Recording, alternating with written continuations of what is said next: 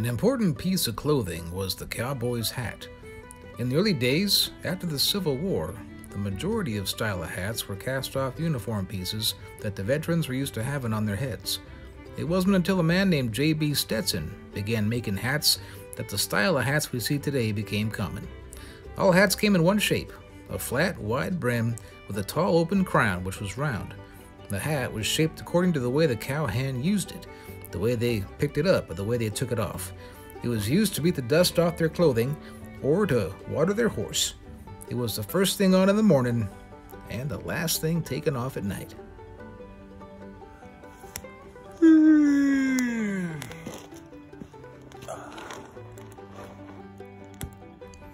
Boots were another main item.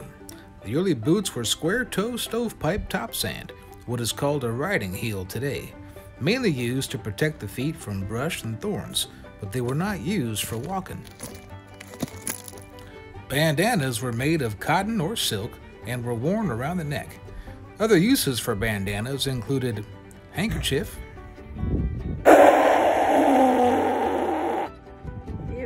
dust mask,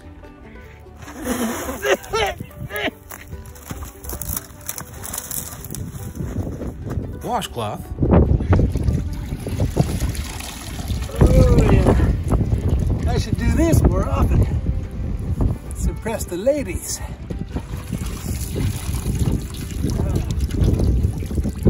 Woo, that's good. towel, There we go. It's nice. tourniquet, I'm gonna lose a leg. I'm gonna lose the leg. I just know it. sling, That should do it. Get it fixed. bandage, Stupid door. Oh, that smarts. or to keep out the wind, or to sing like Willie Nelson. You're always on my mind. You're always on my mind. Pants had to be very sturdy, wools, heavy cotton, canvas, or corduroy, and they had to last. Shirts with the same long sleeve cotton or wool.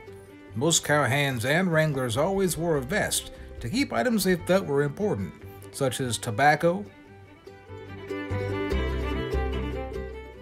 keys, money, a pocket knife, That'll do. matches, Yeah, that's a match. and medicine.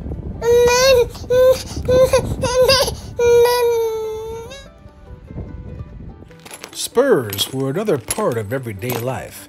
They were not used to injure a horse, but were part of controlling the animal. Some spurs had jingle bobs or bells that would tinkle when a cowboy had to walk, but mainly used when night herding. The constant jingling were a comfort to the cattle on bed ground. Why are cattle branded? In the early days, it was done to show ownership and to prevent rustling. And what does the rodeo have to do with the life of a cowboy? Well, the majority of what takes place in a rodeo has its roots with being a cowboy. Take, for instance, the buck and bronco event. All cowboys had to pick out several horses from a remuda to use on the trail drive. That one, and that one, oh, and that one. The majority of the horses were green-broke and had to be gentled each time it was ridden. Bulldogging. When a steer needed to be branded, the steer had to be laying down. Calf roping. Same reason, but the calf being too small had to be brought down with a rope. Many a ranch hand would have fun contests to see who was the best cowhand around. There's no question that being a cowboy was, and still is, hard work. And to them, it's not just a job, it's a way of life. Thanks so much for tuning in. Be sure and watch for lots more fun and exciting things from Old Tucson, where the spirit of the Old West comes alive.